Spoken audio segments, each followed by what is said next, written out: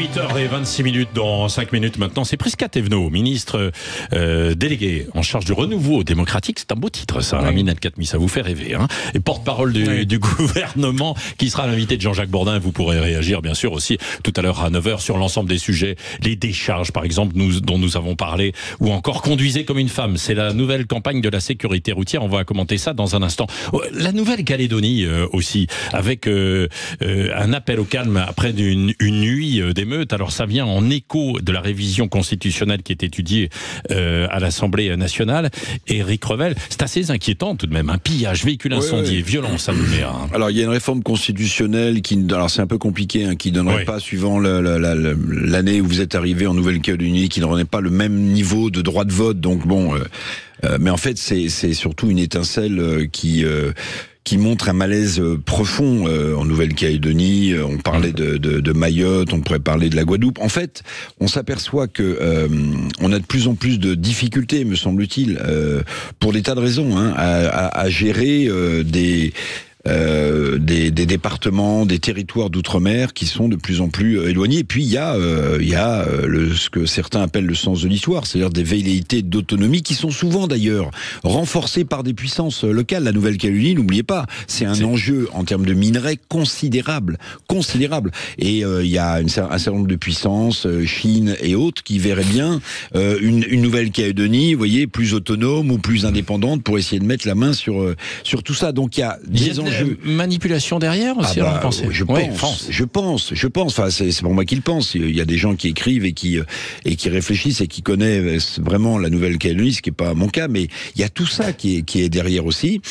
Et puis la Nouvelle-Calédonie, souvenez-vous, sous Michel Rocard, l'affaire de la grotte d'Ouvéa. Bon, voilà, c'est un lourd passé que la République, Emmanuel Valls, c'est un lourd passé qu'on a du mal à on a l'impression, juger. Oui, Amine El-Khatmi, que tous ces territoires lointains, tous ces territoires français lointains, je pense à Mayotte, je pense à la Guadeloupe, s'éloignent de plus en plus en fait de la France, non? Mais on n'arrive même pas à maintenir la cohésion de l'Hexagone ou de la métropole. Vous voyez, il y a même des velléités de différenciation ou de, alors je dirais pas jusqu'à l'autonomie, mais il y a des velléités. On a vu il y a quelque temps le président d'une région qui n'est pas à 5000 km, qui est la région Bretagne, qui fait bien partie de l'Hexagone, qui a pris la parole pour expliquer qu'il fallait qu'on reconnaisse les spécificités bretonnes.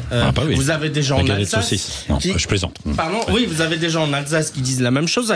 Donc, imaginez ce que peuvent penser nos amis qui vivent en Guyane, sur le continent sud-américain, qui vivent en Guadeloupe, qui vivent à la Martinique, à la Réunion ou ailleurs, et qui effectivement sont encore plus concernés que des territoires qui sont à 2 heures de train de Paris. Ouais, non mais c'est vrai. Et en tout cas, c'est assez préoccupant. Donc ça pose la question de l'unité et l'indivisibilité de la République française. République, bien sûr. Conduisez comme une femme. Alors c'est une campagne de la sécurité routière qui veut inciter les hommes à mieux conduire en détournant les clichés, parce que plus de 80% des accidents et des tués sont des hommes. Éric Revel. Oui. Que ça vous interpelle cette campagne? C'est un bon message ou pas? Oui. Bon, écoutez, pourquoi pas. On en discutait tout à l'heure avec nos amis de la rédaction, Maxime Troulot, Benjamin Glaise. J'ai eu c'est pas du tout péjoratif ce que je vais dire, mais bon, voilà, c'est un sujet, mais c'est pas ça qui va changer le cours de l'histoire de la guerre en Ukraine, si vous voyez, c'est bon. Alors, la grande idée, c'est que pendant des années, on rabâchait que les femmes conduisaient moins bien que les hommes. C'était ça l'idée dans la société patriarcale. Enfin, il y a tout ça derrière. Bon, aujourd'hui, on nous explique que finalement... Éric Revel n'a jamais pensé ça. C'est les hommes qui conduisent... bon, bah ouais, très bien. Alors après, vous savez, j'ai fait une blagounette. Non, mais vous allez voir. Alors on m'a dit mais pas du tout, c'est exactement le contraire que démontre cette étude, c'est que quand vous avez un accident, par exemple, si vous pilez au feu vert, ce qui est interdit, et que vous rentrez dans la voiture qui a pilé, pour l'assurance, c'est vous qui êtes en tort, vous voyez. Voilà. Non, mais ce que je veux dire, c'est que bon, très bien, comme aurait dit Chirac, ça en touche une sans faire bouger l'autre. Bon, très bien. Bon, alors les femmes conduisent mieux que les hommes. Bon, très bien. Il faut bien commencer la journée. Magnifique. Non, mais ça fait partie des clichés. Les femmes conduisent mal. Ça fait partie des clichés qu'on entend depuis des années. Alors qu'effectivement, alors qu'effectivement, moins d'accidents.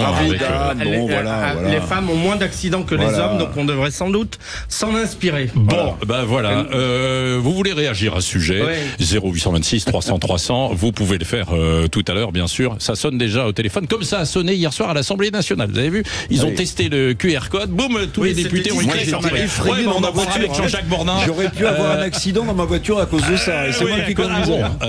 Voilà, Prisca Thévenot, ministre, porte-parole aussi du gouvernement, invité de Jean-Jacques Bornin dans un instant sur Sud Radio.